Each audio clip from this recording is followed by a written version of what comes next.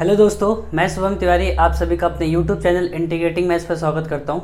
दोस्तों, लास्ट की दो वीडियोस में हमने सेट्स के रिप्रेजेंटेशन तक देखा, जिसमें हमने सेट्स बिल्डर फॉर्म और रूस्टर फॉर्म के बारे में भी देखा और बहुत सारे एग्जाम्पल के साथ समझा।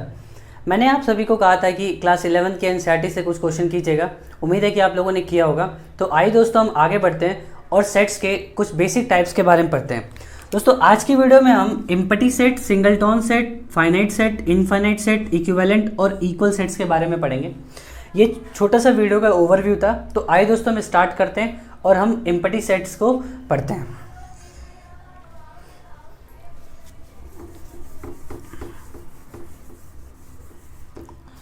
दोस्तों, एम्प्टी सेट्स के कुछ और नाम भी हैं, उसको जान लेते हैं पहले। एम्प्टी सेट्स को नल सेट, वॉइड सेट या फिर जीरो सेट के नाम से भी जाना जाता है। ये सारे नाम एम्प्टी सेट्स के हैं, तो बिल्कुल कंफ्यूज मत होइएगा। जैसे कि ये जो नाम है ये बता रहे हैं कि एम्प्टी, नल, वॉइड और जीरो, इन सब का मतलब होता है कि कोई भी चीज़ जो कि वैकेंट हो, खाली हो, फ्री हो। तो वैसे ही एग्जाम्पल के लिए मैं आपको एक सेट देता हूँ कि लेट से कि मेरे पास एक सेट ए है जिसमें क्या है, कोई भी एलिमेंट नहीं है, सिंगल डॉट भी नहीं है यहाँ पे। ये सेट कैसा है कि इसमें सिर्फ कर्ली ब्रेसेस है, लेकिन ये पूरा सेट एम्प्टी है, कोई भी इसमें एलिमेंट्स नहीं है। इसी टाइप के सेट्स को हम लोग एम्प्टी, नल, वॉइड या जीरो सेट कहते हैं। नेक्स्ट मेरे पास एक बी सेट है, जिस सेट में मेरे पास एक एलिमेंट ए है, और एक सी सेट है जिस सेट में मेरे पास एलिमेंट क्या है, एक जीरो है। इन तीनों में हम बेसिक डिफरेंस पढ़ेंगे, जिससे कि आप और भी कंफ्यूज ना हो। बेसिक डिफरेंस क्या है दोस्तों, कि इस सेट में क्या था कि कोई भी एलिमेंट नहीं था। ये पूरा सेट क्या था हमारे पास, नल सेट था, वैकेंट सेट था। तो इस सेट को हम आराम से क्या कह सकते हैं कि एक वॉइड या एम्प्टी सेट है। इस सेट में क्या है, मेरे पास एक एलिमेंट है, वो एलिमेंट कौन सा है हमारे पास, ए। तो इस सेट को हम लोग कौन सा सेट कहेंगे कि नॉन एम्प्टी सेट। इसमें एक एलिमेंट लाई कर रहा है, वो एलिमेंट है हमारे पास ए। नेक्स्ट मेरे पास सी वाला सेट हो रहा है, जहाँ पे बच्चे बहुत कंफ्यूज होते हैं। ये ए, सी और ए, ये दोनों सेट में जो है बच्चे बहुत कंफ्यूज होते हैं। तो इस चीज़ को अच्छे समझिएगा कि इस सेट में क्या है, एक एलिमेंट है जीरो। बच्चे यहीं से कहते हैं कि एक ऐसा सेट जिसमें जीरो एलिमेंट हो, उसको हम लोग क्या कहते हैं, एम्प्टी सेट। लेकिन ऐसा नहीं होता। इसका मतलब ये है कि ये क्या है, एक जीरो है, आ रहा है, और ये जो जीरो आ रहा है दोस्तों, ये जीरो क्या है, इस सेट का एलिमेंट है। इस सेट का एलिमेंट है, एलिमेंट ऑफ सेट ये है। तो एक सेट के अंदर एक एलिमेंट तो आ रहा है ना, जीरो। तो इस सेट को हम लोग क्या नहीं कह सकते, एम्प्टी सेट नहीं कह सकते, क्योंकि इसमें एक एलिमेंट जीरो आ रहा है। हम सिर्फ इन तीनों एग्जाम्पल्स में से ऊपर वाले सेट को ही कह सकते हैं, कौन सा सेट, एम्प्टी सेट। बाकी दोनों क्या है, एक नॉन एम्प्टी सेट्स हैं। तो इस एग्जाम्पल को ध्यान रखिएगा और आगे बिल्कुल भी कंफ्यूज नहीं होना है इस चीज़ को लेके। तो ये था हमारे पास कौन सा सेट, एम्प्टी सेट। तो आइए अब हम लोग आगे पढ़ते हैं और सिंगलटन सेट्स की भी बात करते हैं।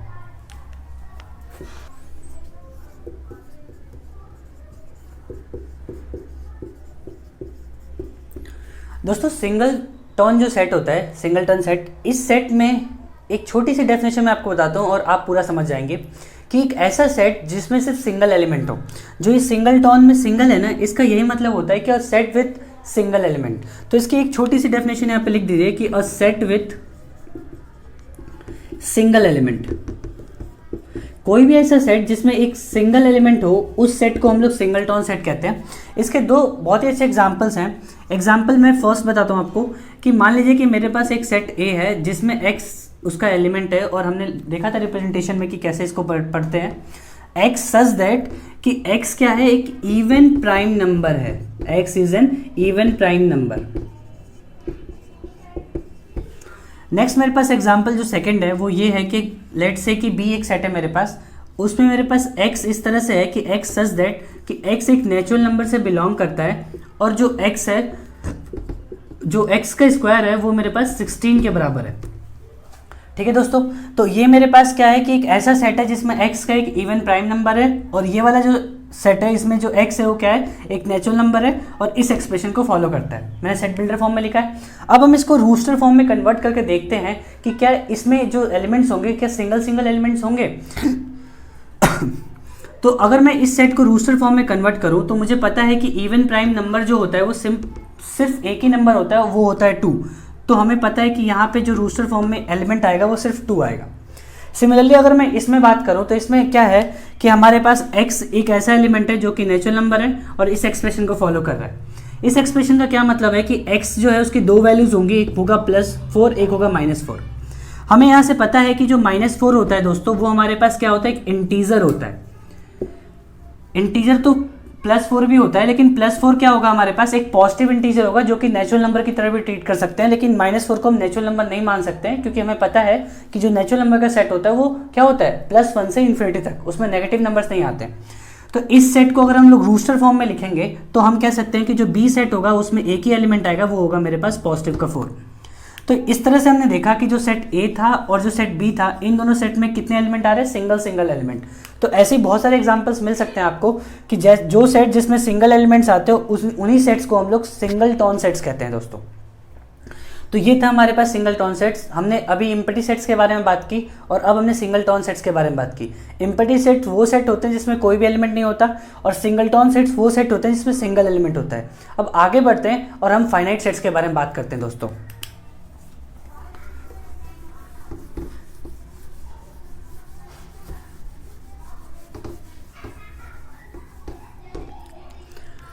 थर्ड सेट हमारे पास है फाइनाइट सेट।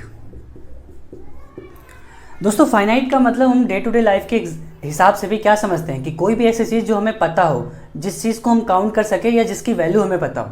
यहाँ पर भी वही मतलब है, अगर हम उससे रिलेट करके पढ़ें तो आराम से हम समझ सकते हैं कि यहाँ पर भी फाइनाइट का मतलब क्या है कि ऐसी चीज़ जिसको हम लोग काउंट कर सकते हैं। और सेट्स में काउंट करने के लिए हमारे पास क्या है, सेट्स के एलिमेंट। तो मान लीजिए कि मैंने आपको एक एग्जाम्पल दिया, वो एग्जाम्पल ऐसे है कि सेट में ए, बी, सी और डी और ई ये एलिमेंट्स हैं। तो मैं अगर आपसे पूछूंगा कि सेट में कितने एलिमेंट्स हैं, तो आप बहुत ही आसानी से बता देंगे मुझे कि 1 2 3 4 और 5 एलिमेंट्स हैं इस सेट ए में, ठीक है।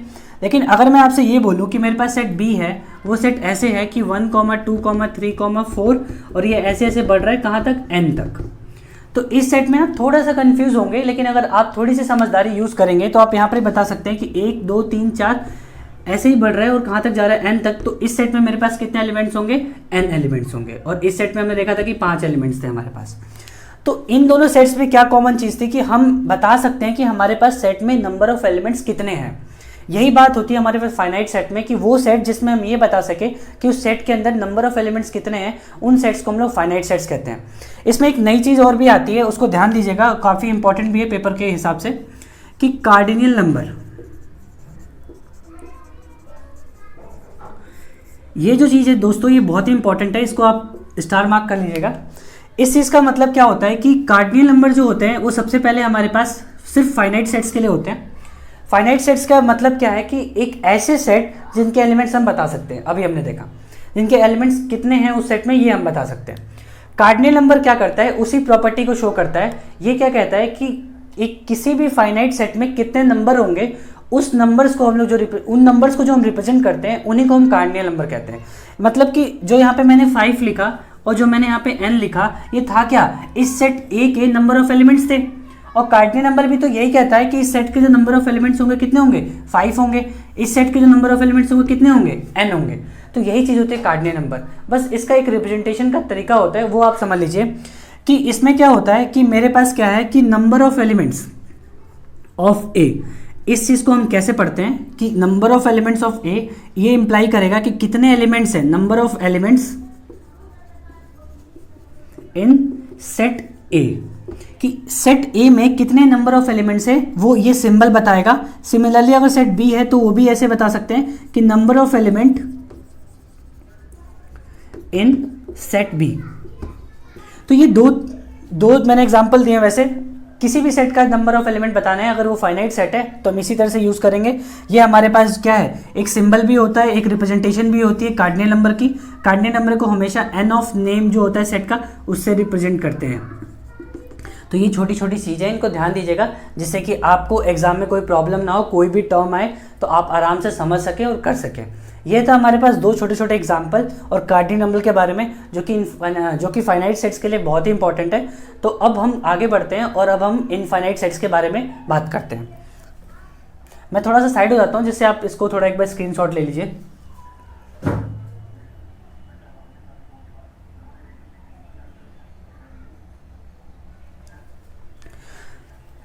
तो आइए दोस्तों अब हम इनफाइनाइट सेट्स के बारे में बात करते हैं।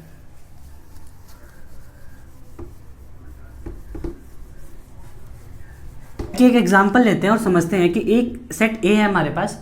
इस सेट के एलिमेंट्स ऐसे हैं 1, 2, 3, 4 और ये कहाँ तक जा रहा है, ये सेट मेरे पास पॉजिटिव की इन्फिनिटी तक जा रहा है। तो इस सेट में हमें तो ये तो पता है कि कितने एलिमेंट्स हैं, हमें पता है कि इस सेट में कितने एलिमेंट्स हैं, इनफाइनाइट तक एलिमेंट्स हैं, लेकिन हमें एग्जैक्ट नंबर नहीं पता कि कितने एलिमेंट्स हैं। जैसे हमें लास्ट में ऐसे ही सेट हमने देखा था जिसमें n था, तो उसमें हमें पता था कि n एक नंबर होगा, उतने हमारे पास एलिमेंट्स होंगे।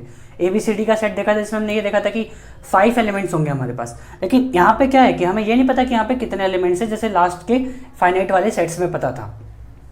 तो यही बेसिक अंतर होता है एक इनफाइनाइट और फाइनाइट सेट में। और मोस्टली जो इनफाइनाइट सेट होता है इसमें जो सीरीज़ वाले हमारे पास सेट्स होते हैं वही आते हैं।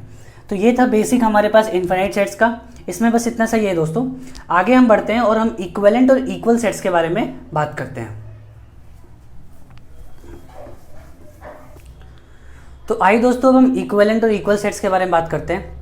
इन सेट्स के बारे में एक खास छोटी सी मैं बता दूं आपको कि जो बच्चे होते हैं बहुत ही कंफ्यूज होते हैं, क्योंकि इनके नाम जो है अप्रॉक्स सेम साउंड करते हैं कि इक्विवेलेंट और इक्वल, लेकिन आज हम इनको कंपेयर करके पढ़ेंगे जिससे कि हम ये समझ सकें कि इनमें बेसिक अंतर क्या होता है। तो दोस्तों स्टार्ट करते हैं। इक्विवेलेंट जो सेट होते हैं उनकी जो बेसिक डेफिनेशन है वो ये कहती है कि एक ऐसे सेट जिसमें नंबर ऑफ एलिमेंट्स बराबर हो, एक दो ऐसे सेट्स जिनमें नंबर ऑफ एलिमेंट्स बराबर हो, उन्हीं सेट्स को हम लोग क्या कहते हैं, number of elements are same, और आप इसको इक्वल कह सकते हैं। अगर नंबर ऑफ एलिमेंट जो हो मेरे पास सेम हो या फिर इक्वल हो, उन सेट्स को हम लोग क्या कहते हैं, इक्विवेलेंट सेट्स कहते हैं। जबकि इक्वल सेट्स में क्या होता है कि हमारे पास अगर नंबर ऑफ एलिमेंट प्लस में जो मेरे पास एलिमेंट्स होते हैं वो सेम होते हैं, तब मैं कह सकता हूं कि एक सेट क्या है, इक्वल सेट है। छोटी सी डेफिनेशन थी दोनों की, हमने डेफिनेशन से थोड़ा सा आइडिया लगाया, एग्जाम्पल से हम इस चीज़ को परफेक्ट करते हैं। मान लीजिए मैंने यहाँ पे एक एग्जाम्पल दिया आपको कि लेट्स से कि ए सेट है और एक बी सेट है। इस सेट में मेरे पास 1, 2, 3 है और इस सेट में मेरे पास A, B, C है। ठीक है, यहाँ पर भी एक एग्जाम्पल लेते हैं कि लेट्स से कि मेरे पास यहाँ पे 5 है, 9 है और 8 है। एक सेट A है ये भी, एक सेट B यहाँ पे ले लेते हैं जिसमें मेरे पास बोल देता हूँ कि 9 है, 5 है और 8 है। यहाँ पे जो मेरे पास सेट है, इस सेट में मैं अगर बात करूँ कि number of element in A, यानी जो कार्डिनलिटी है मेरे पास A की, वो कितनी है मेरे पास 3, और नंबर ऑफ एलिमेंट इन जो B है वो भी कितनी है 3। तो जो इक्विवेलेंट सेट होंगे दोस्तों वो क्या मेरे को बोलेंगे, जो इक्विवेलेंट सेट होंगे उनकी डेफिनेशन क्या बोलती है कि ऐसे सेट जिसमें नंबर ऑफ एलिमेंट क्या हो, सेम हो या फिर इक्वल हो। तो नंबर ऑफ एलिमेंट जो है मेरे पास इन दोनों सेट में क्या है, सेम है और इक्वल है। तो मैं यहाँ से ये कह सकता हूँ कि सेट A और सेट B आपस में कैसे सेट हैं, इक्विवेलेंट सेट है। वहीं अगर हम इक्वल सेट्स के एग्जांपल की बात करें और इक्वल सेट्स की बात करें तो इसमें क्या होता है दोस्तों, इसमें हमारे पास क्या होता है कि सेट A है और सेट B है। सेट A में 5, 9, 8 एलिमेंट है और 9, 5, 8 एलिमेंट है सेट B में। ये मुझे क्या कहता है कि नंबर ऑफ एलिमेंट के साथ साथ एलिमेंट्स भी सेम होने चाहिए, उन्हीं सेट्स को हम लोग इक्वल सेट्स कहते हैं। यहाँ पे 5, 9, 8 है, इसमें भी मेरे पास 5 है, 9 है और 8 है, यानी यहाँ पे क्या है, एलिमेंट्स तो सेम हैं, लेकिन हमने एक और चीज़ पढ़ी थी सेट्स के रिप्रेजेंटेशन में कि जो एलिमेंट्स हैं उनकी ऑर्डर सेट्स में मैटर नहीं करती है। तो मैं यहाँ से ये कह सकता हूँ कि number of element in set A भी मेरे पास 3 है और number of element in set B भी मेरे पास कितने हैं, 3। तो ये चीज़ मुझे क्या बताती है कि नंबर ऑफ एलिमेंट भी सेम है और एलिमेंट्स भी मेरे पास जो है क्या है, सेम है। तो अब मैं कह सकता हूँ कि जो सेट A होगा वो सेट B के इक्वल होगा। तो ये बेसिक अंतर होता है मेरे पास इक्विवेलेंट और इक्वल सेट्स में। उम्मीद होगी कि आपको समझ में आया होगा कि इक्विवेलेंट और इक्वल सेट्स का बेसिक अंतर क्या होता है। और यहाँ पे क्या होता है हमारे पास कि नंबर ऑफ एलिमेंट के साथ साथ जो एलिमेंट्स होते हैं वो भी सेम होना पड़ता है। तो दोस्तों आज की वीडियो में हमने टाइप्स ऑफ सेट्स के बारे में बात करी, जिसमें हमने देखा कि जो सबसे पहले हमने एम्प्टी सेट्स के बारे में देखा कि वो सेट जिसमें कोई भी एलिमेंट नहीं होता उनको एम्प्टी सेट या नल सेट या वॉइड या जीरो सेट कहते हैं। और हमने उसके बाद सिंगलटॉन सेट की बात करी जिसमें क्या होता है, सिंगल एलिमेंट होता है, उन सेट्स को हम लोग सिंगलटॉन कहते हैं। फिर हमने आगे देखा फाइनाइट सेट्स के बारे में कि ऐसे सेट जिनके एलिमेंट्स को हम बता सकते हैं या फिर काउंट कर सकते हैं उनको फाइनाइट सेट कहते हैं। उसी में हमने कार्डिनल नंबर के बारे में भी देखा कि किसी भी सेट में कितने एलिमेंट होते हैं वो एक कार्डिनल नंबर से हम लोग डिनोट करते हैं, जिसको हम लोग n ऑफ a करके ऐसे लिखते हैं। उसके बाद हमने देखा इनफाइनाइट सेट्स के बारे में कि वो सेट जिसमें हम लोग क्या करते हैं, नंबर ऑफ एलिमेंट्स को नहीं बता सकते कितने हैं, वो उन सेट्स को हम लोग इनफाइनाइट सेट्स कहते हैं। फिर लास्ट में हमने इक्विवेलेंट और इक्वल सेट्स के बारे में क्या किया, कंपेयर करके समझा कि जिससे हमें और भी कंफ्यूजन ना हो। दो छोटे छोटे एग्जाम्पल्स हमने लिए, जिन दोनों एग्जाम्पल से हम क्या समझ सकते हैं कि कैसे हम ये देख सकते हैं कि इनमें डिफरेंस है दोनों सेट्स में। तो ये था दोस्तों आज की वीडियो में। आने वाली जो वीडियोस है दोस्तों वो और भी इंटरेस्टिंग है, क्योंकि हम इंटरवल्स के बारे में बात करेंगे, उसके बाद हम subsets, sets, universal set, power sets के बारे में बात करेंगे, वेन डायग्राम देखेंगे, सेट्स में ऑपरेशंस देखेंगे, प्रॉपर्टीज ऑफ सेट्स के बारे में बात करेंगे। तो वीडियो को अगर आपको पसंद आए तो वीडियो को लाइक कीजिए, शेयर कीजिए और चैनल को आने वाले इंटरेस्टिंग वीडियोज़ के लिए सब्सक्राइब भी कीजिए। और कोई भी आपका अगर सजेशन हो तो आप कमेंट बॉक्स में कमेंट कीजिए, कोई भी डाउट हो तो आप प्लीज़ उसको कमेंट बॉक्स में कमेंट कीजिए। थैंक यू दोस्तों, आज की वीडियो में बस इतना ही।